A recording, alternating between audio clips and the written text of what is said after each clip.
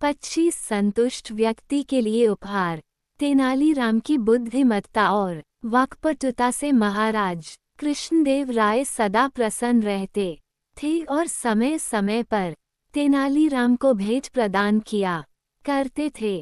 तेनालीराम ने भी इन भेंटों को संग्रह कर अच्छी धन संपदा एकत्रित कर ली थी। एक दिन जब वह राजदरबार पहुंचा तो उसने कीमती वस्त्र और आभूषण धारण कर रखे थे, जिसे देख महाराज ने कहा, तेनाली, क्या तुम्हें आभास है कि तुम्हारी वेशभूषा और रहन सहन में बहुत परिवर्तन आ चुका है। प्रारंभ में तुम्हारी वेशभूषा अति साधारण रहा करती थी। क्या बात है?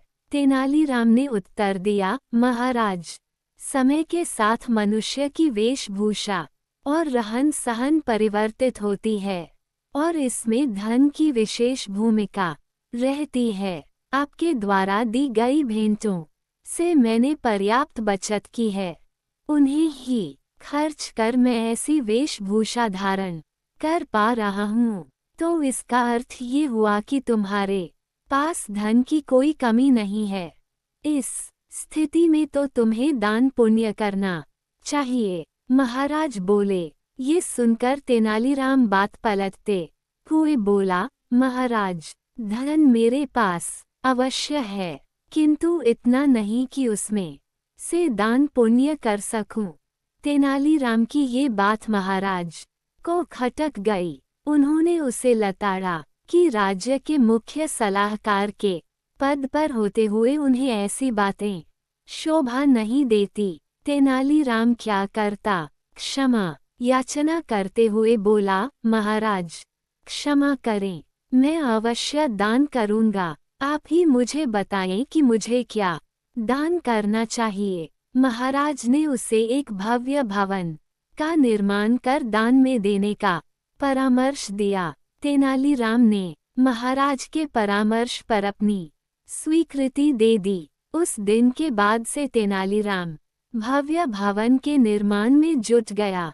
कुछ माह में भवन निर्मित भी हो गया। अब उसे दान में देने की बारी थी, लेकिन किसे भवन यूं ही किसी को भी दान में दिया जाना उचित नहीं था। तेनालीराम के सोच समझकर उस भवन के सामने एक तख्ती टांग दी, जिस पर लिखा हुआ था, जो व्यक्ति उसके पास जो कुछ है उसमें प्रसन्न और संतुष्ट होगा, वही इस भवन को दान में लेने का पात्र होगा।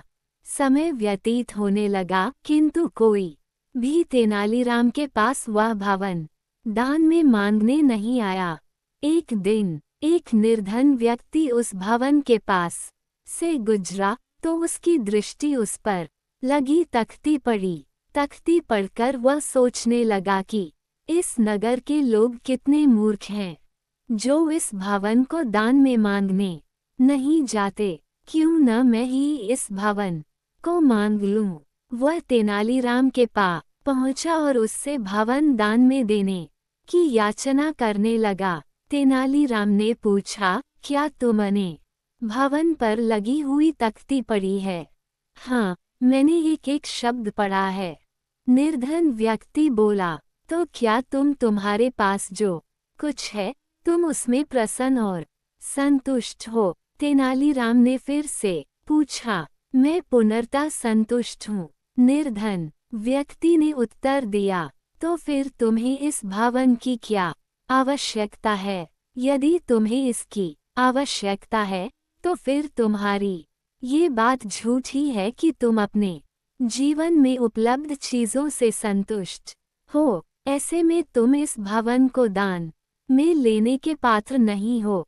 तेनालीराम की बात सुनकर निर्धन व्यक्ति अपना सा मुंह लेकर चला गया। उसके बाद कभी कोई उस भवन को दान में मांगने नहीं आया। कई दिन बीत जाने पर भी भवन दान में न दिए जाने की बात जब महाराज के कानों में नहीं पड़ी, तो उन्होंने तेनालीराम को बुलाया और इसका कारण पूछा। तेनालीराम ने सारी बात बता दी। महाराज ये बात सुन हंस पड़े कि तेनालीराम अपनी बुद्धिमत्ता से दान देने से भी बच गया।